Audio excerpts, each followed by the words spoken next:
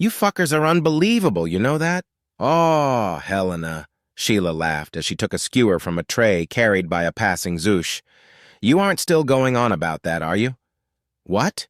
Helena replied. Oh, you mean the fact that you dickheads decided to steal one of the greatest technological achievements of mankind for the sole reason of stealing a fucking starship? Oh, you mean that? How could I ever still be fucking pissed off about something as trivial as that? She took a bite of her skewer. Damn, these things are good! Not just stealing a starship, Jessie chirped as she poured herself a glass of orange juice. We are going to do all sorts of cool stuff with it. Don't you dare ask her more, Eno laughed. It will take days to shut her up. Jessie just stuck her tongue out at him. Yeah, I can't believe you guys, Robert said, laughing. Don't think you can wiggle out of this either, fuckwad, Helena said as she tickled him. You guys are such assholes. Well, that sort of comes with the job description, Jacob chuckled as he tore into a fresh skewer. One of the greatest technological achievements of mankind is a bit of a stretch, though, Jessie chirped. If you porkies think the Aster is one of your greatest achievements, you're falling behind bad. What? Seriously, Jessie said between bites of Zoosh cooked goodness.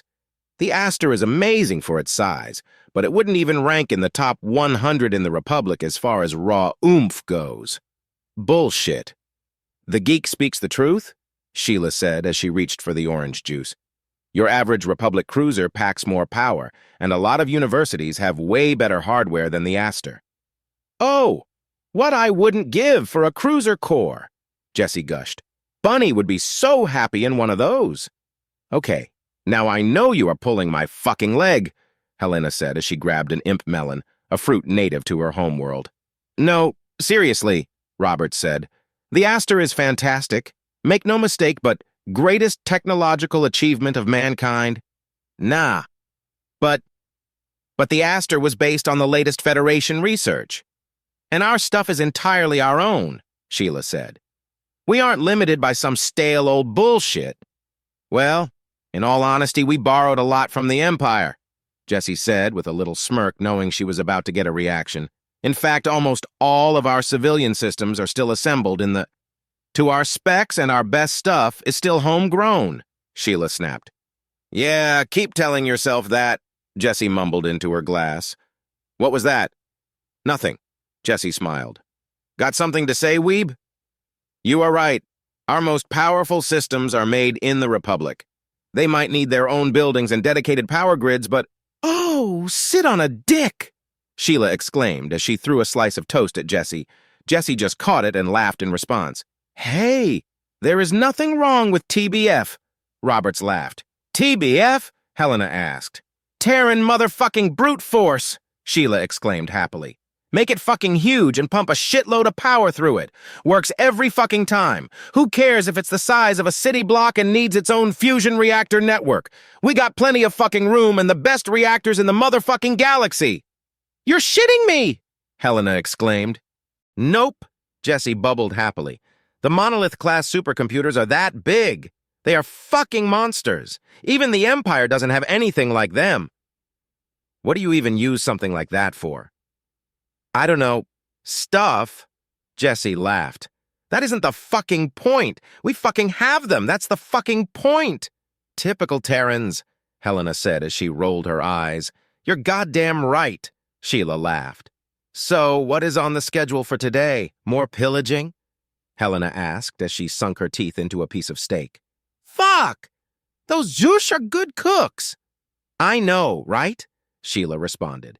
Well, we have a little thing we have to do first. We have compared the current passenger manifest against Bruce's customer database, and we have hits, 23 of them.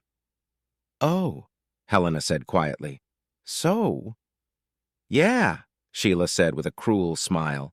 So we have a little business to take care of. Do you want to be there to document it?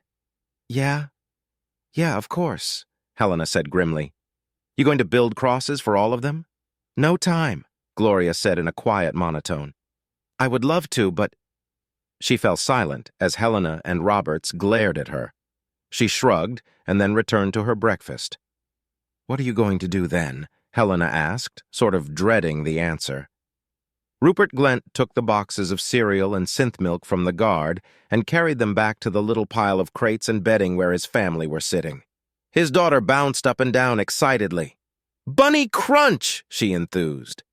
She had developed quite the taste for Bunny Crunch, something that she would never be allowed to eat otherwise. Everything on their table back home was organic and high quality, not something as cheap and unhealthy as Bunny Crunch. She expertly ripped open the side of the box and filled it with some synth milk and happily started munching away.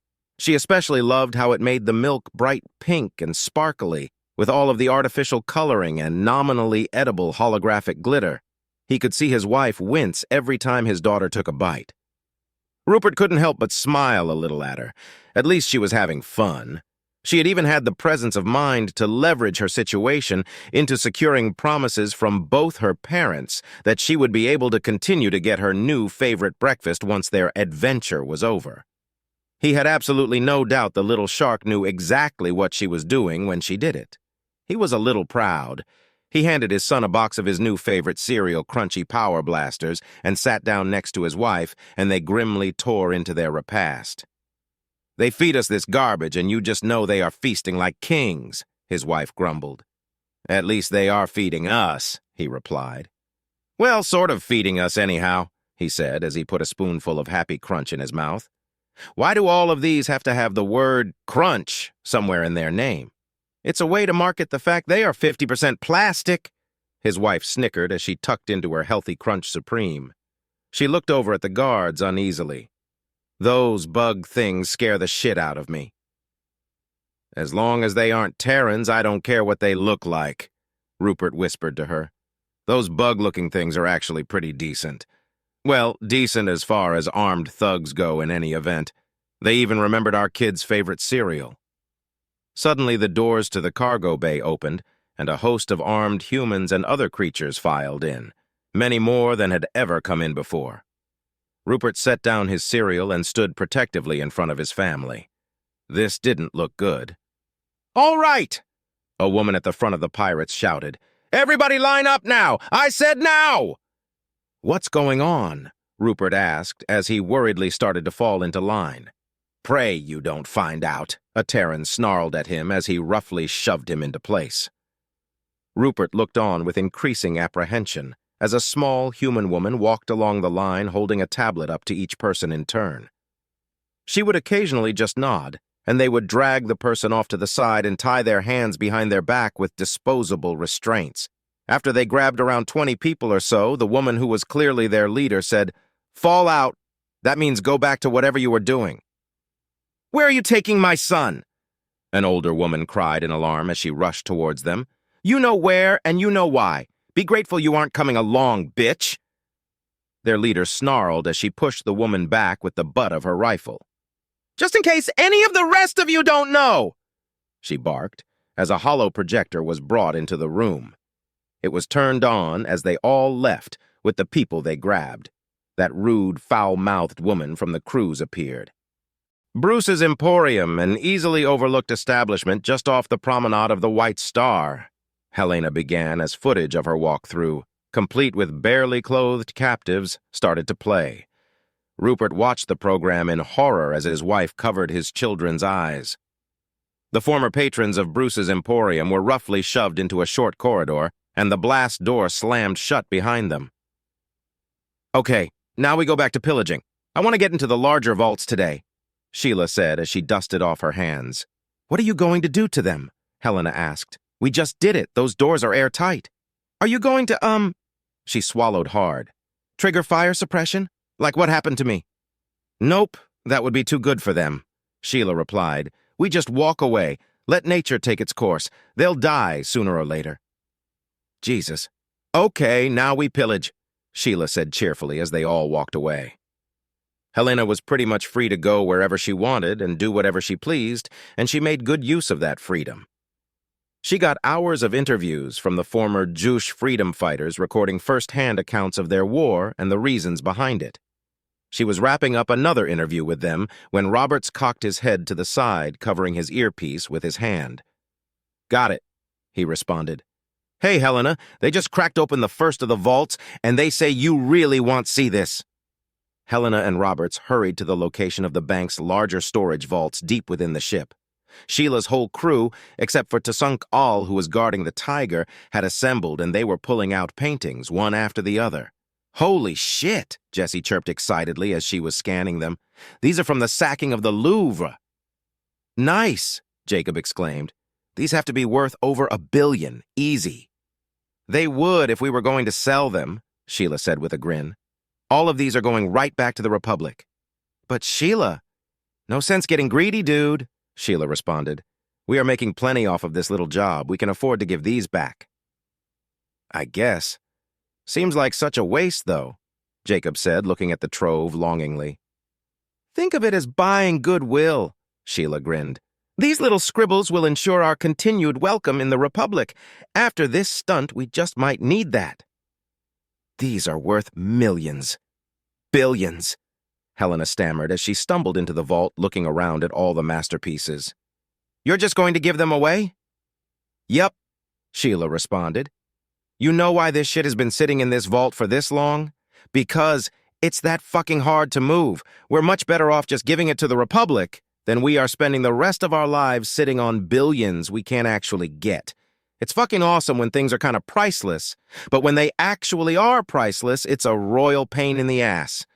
Let's just get this shit into a museum where they have people who can properly take care of it." "Besides, we already have our pirate's treasure," Jessie laughed. "Those drives are going to make us billions, not to mention the loot from the safety deposit boxes." "Ooh, what have you found in those?" Helena asked. "Millions in jewelry, precious stones, rare mineral specimens, and best of all, information." "Information?" "Piles and piles of data crystals," Jessie gushed. "Haven't had the time to go through them, but whatever is on them is worth locking up. Some of those crystals are likely just loaded with boring old credits, but hopefully not all of them. God knows what sweet, sweet filth we have on God knows who." "I don't suppose I could maybe take a look?" Helena asked, as casually as she could manage. "I'm sure that we will want to publicly release a lot of it," Sheila said with a smile. "Whatever we do, we will slide over your way. I bet there will be more than a few scandals in there." "Tasankal is feeding them to me as we speak," Bunny announced over a speaker. "While some of them are simply loaded with those boring old credits you were talking about, the ones containing other files are very interesting indeed. More than a few scandals is quite the understatement, I can assure you. We will be able to send more than one of those porky scum, as Helena likes to call them, straight to prison, or have them under our thumb, whichever we choose. Humans are terrible at coming up with passwords, by the way." "Well, don't keep me in suspense, Bunny," Jessie chittered. "We have an outsider in our midst. As fond as I am of Helena, I would assume that you would like to review the data in private before sharing it with the press." "Bunny has a point," Sheila said. "Just sit on that info for now, Bunny. We'll go over it later." "You're fond of Helena?" Jessie asked excitedly. "Really?" Sigh. "It's a figure of speech, Jessie," Bunny replied with an exasperated tone of voice. "Remember, you have explicitly instructed me to use them. Honestly, must we have this conversation each and every time I do exactly what you have programmed me to do?" Yes, but why that one?" "I picked an appropriate figure of speech at random, well as random as a computer can actually achieve." "Hey, play mad scientist on your own time," Sheila laughed. "I need scans, not proof of sentient AIs right now." "Hey, Bunny, she called you sentient," Jessie laughed. "Rather than take the bait, I will simply remind you what your boss just told you. I await those scans for analysis," Bunny responded and terminated the conversation with a completely unnecessary click. "She's totally sapient," Jessie whispered to Helena. "She wasn't nearly this much of a handful before I loaded her into the Aster." The screen of Jessie's tablet suddenly filled with scientific article after scientific article concerning the impossibility of an AI truly becoming self-aware, along with all of the documentation of previous failed attempts. "Oh, I guess I was wrong then," Jessie said to Helena with a wink as she manually closed document after document after document. "Can you wait until after we are off this derelict before you give your AI a stroke, please?" Sheila laughed. "Less talking, more scanning." "I can't believe those art history classes are actually coming in handy," Helena thought to herself as she took photo after photo calling out the names of pieces that she recognized. She was actually right most of the time. Cash was leaning against the bar sampling various human beers. After they subdued the ship and all of the areas that weren't reserved by Sheila's gang were picked over, there wasn't a whole lot to do between guard shifts. As his father said, the hunt isn't over until you are safely home and balls deep, but this one was going entirely too smoothly. He really hated it at first, but now that Mr. Eno's handiwork was holding entirely too much of him together, he was grateful for the quiet. He turned a bit too quickly and winced. Terrans were known for their guns, but it turns out that more people in the Republic are killed with knives than anything else. Fortunately for him, that meant that Mr. Eno had plenty of practice. They are kinda good with blades. He wished someone, like his asshole father, for example, had really made that clear before he went and did something as stupid as going tooth and claw with a knife-wielding Terran. He knew they were good with knives. He just didn't know they were good with them. He should have used a club at the very least. He just chuckled ruefully and finished some Federation pisswater, as Lorna and Mike, two Terrans who he had befriended recently, called it. He kind of liked it. He wondered if Terran beer was as much better as they claimed, or if it was just their hatred of the Porkies transferring to everything they touched. They promised to get him some proper beer when they all pulled back to the Republic. He was quite looking forward to that. "Hey, Cash!" a gruff voice called out behind him. It was Krushka, a Drax from another tribe. "Oh, hello, Krushka. Has the hunt favored you?" "Fuck no!" Krushka snarled. "Gotta hand it to Sheila and hers. Their plan was as brilliant as it was dishonorable. What little fighting there was took place where I would have had to abandon my position to get a tooth in." Krushka walked around the bar and grabbed a bottle of wine. "Ah, Molar Grovian. Nice." "I've never had that," Cash said. "Is it good?" "It's so good you aren't getting any," Krushka laughed. "Just kidding here. Give this a shot," they said as they poured Cash a glassful. "Wow!" Cash exclaimed. "This is good. Better than anything a fucking human can squeeze out, that's for damn sure. They might be some weak-blooded pacifists, but they can make the hell out of some alcohol." They drank for a moment. "So, Cash," Krushka said as they drained their glass, "I saw your fight, and I have to say I liked what I saw. Really liked what I saw," they said as they wrapped a burly arm around Cash. Cash said as he stiffened up and unsuccessfully tried to back away. "You can't have a video of you naked, going at it tooth and claw with a Terran going around without expecting some interest," Krushka said as they leaned in closer. "And I'm definitely interested." "Thanks," Cash said uneasily. "So, how about it? You already took care of your first kill. How about we take care of that virginity?" "I'm not sure that's a good idea. I'm flattered, but—" "Oh, come on," Krushka said as they leaned in and whispered. "Don't tell me you haven't at least thought about it. I can promise you that you'll like it. A lot." "Oh, hell no!" Volshunya bellowed as he strode into the bar. "Krushka, get your perverted claws off of my cub." "Excuse me," Krushka smiled. "I was having a private chat with a nice, attractive, young, delicious Drax warrior. I don't see anybody's cub around here. Do you, Cash?" Cash wittily replied. "Cash, come over here. You don't want to get involved with those freaks." "Freak? Are you casting doubt on my honor?" Krushka growled. "Your honor and savagery are above reproach, Krushka, and you know it," Volshunya growled back. "Your honor isn't in question here. It's your unnatural nature that I'm worried about." "Unnatural?" Krushka laughed. "What's a greater affront to nature, a Terran-killing virgin or a lean, hot, sexy female warrior?" Volshunya fell silent. Fuck if that wasn't a good point. "So, Cash," Krushka purred as she removed a medallion from her neck, "you have already claimed one hard-won trophy." She wiggled the medallion. "Feel like trying for another? Not many Drax can wear one of these on their belt. That skull will get the fatties' attention, but one of these? If you manage to win one of these, all the plump little brood mothers will be dying to find out what you did to get it. I guarantee it." She slid up a little closer, waving the medallion in an almost hypnotic fashion. "See many of these on a warrior's belt? Besides, I promise you that you will love it." Cash could feel her breath, smell it. That scent. This was a woman, a real woman, and a warrior no less, who wanted to lie with him. He could feel himself getting excited. To hell with the trophy. He was about to get laid. Krushka, the cub is cut all to hell. He is no shape to... Volushnya started. Please, I've fucked warriors, male and female, far more wounded than this. I know how to fuck a bloodied warrior, she purred as she stroked Cash's cheek. Unlike those fatties you Drax men seem to prefer, I can actually support my own body weight. She then turned to Cash and whispered, and I can do it in all sorts of interesting positions, things you will never get to experience with one of those biguns back home. It's out of the question, Volushnya said, crossing his arms and stamping his foot. My cub's first time is going to be with a proper lady, not some man thing. Besides, don't you people prefer your own kind? Oh, we take comfort in each other's embrace while we wait for a real Drax to come along, Krushka chuckled. That's why you've never had the pleasure.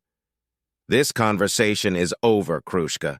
You are a savage and brave warrior and are worthy of honor, but no cub of mine. Well, Cash, Krushka purred, are you Daddy's little cub or are you a warrior who can make up his own mind?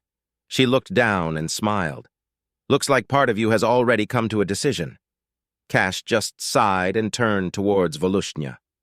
I love you as a fellow warrior, a kinsman and family. I will proudly fight and die along your side, and as my war chief, I will follow you straight through the gates of hell with a song on my lips. But if you try to get between me and some pussy, we are going to have a problem. Do we have a problem, Volushnya? Volushnya just stepped back with a little smile playing across his fangs. No, Kashulga, I guess we don't. He grinned. Rah! He yelled as he grabbed a bottle from the bar and left.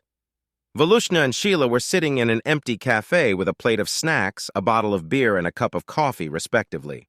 Well, he had to grow up sometime, Volshi, Sheila chuckled. That he did, Volushnya said with a smile. You should have seen it, Sheila. He squared off against me and everything. I'm surprised you stood for that. Hey, he had a hard-on. I am not fighting my cub when he has a spike. Sheila proceeded to laugh. Fuck, now there's an image. Yeah, what if it fucking poked me or something? As excited as he was, imagine if... No, just... No! Volushnya yelled as Sheila continued to laugh. Some people like to get choked and bit, you know. Maybe he would have liked... Stop! By the Lord of the Hunt, what the fuck is wrong with you? He howled. Sheila was coughing and gasping for breath as tears streamed down her face.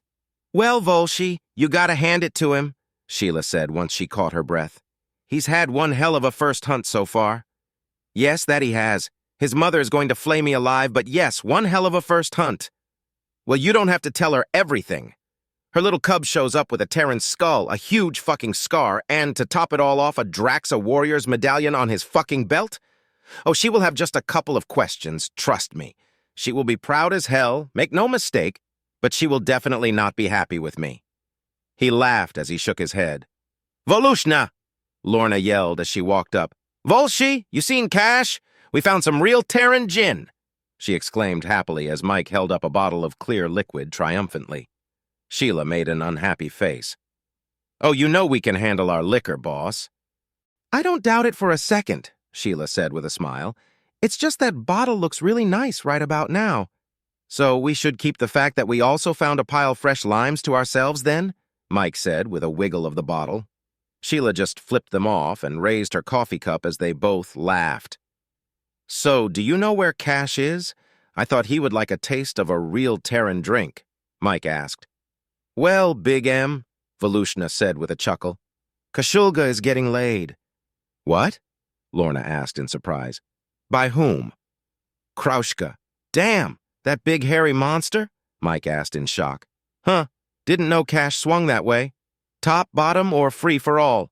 Lorna asked with a wicked smile. What do you mean? Volushnya asked. Krushka is a chick.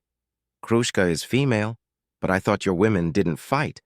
And they are, Lorna said as she held her arms out in front of her belly. Well, that's how they are supposed to be, but Drax aren't great at always doing what they are supposed to, right, Volshi? Sheila said with a grin. Yeah, every now and then you have a Draxa who decided to fashion arms and armor for herself instead of her man, and every once in a while you have a Drax who likes helping raise the kids just a little too much. Volushnya shrugged. You humans have the same thing, don't you? Yeah, but Krushka looks like a dude. Did she take hormones or something? What? No. Draxa don't fill out into their beautiful selves until they have a kid or two, Volshunya replied. A childless Draxa has to damn near gorge herself to get even a little bit of a figure. It can be really hard for some of them to get someone to put a kid in them at first. Not my sister, though, he said proudly. She got knocked up before I'd even gone on my first hunt. I didn't know that, Sheila said. Damn, good for her. And you don't have a problem with that? Mike asked. I thought your culture was rather, strict. Well, it's not something that we celebrate, but when it happens, Volshunya replied with another shrug. If a Draxa fights with honor, then she's a Drax. If a Drax pulls his weight at home, then fine, he's a Draxa. Hell, I was damn near raised by Auntie Gorshura. She made my first pistol, actually. Yeah, it's all good until one of them decides to fuck your cub, huh? Sheila snickered. It's not like that, Volshunya said defensively. It's just that I've worked with Kraushka for years off and on and was used to thinking of her as a Drax, and then suddenly she is trying to wrap her legs around my cub. It was just really fucking weird, that's all. And what if she was actually a Drax? I would have had about the same reaction. Volshunya laughed. But in the end, it's what Kashulga wanted to do, so whatever. If he can take a Terran's head, he can fuck whoever he wants, and I could definitely tell who he wanted to fuck, he said with a huge laugh. Rah! That was a spike, he yelled, holding up his fist. I just can't get over it, Lorna said, shaking her head. Krushka is a woman. Yeah, her whole crew is, Sheila said, and then elbowed Volshunya. Hey, Volshi, her whole crew is... Oh, no, Volshunya laughed.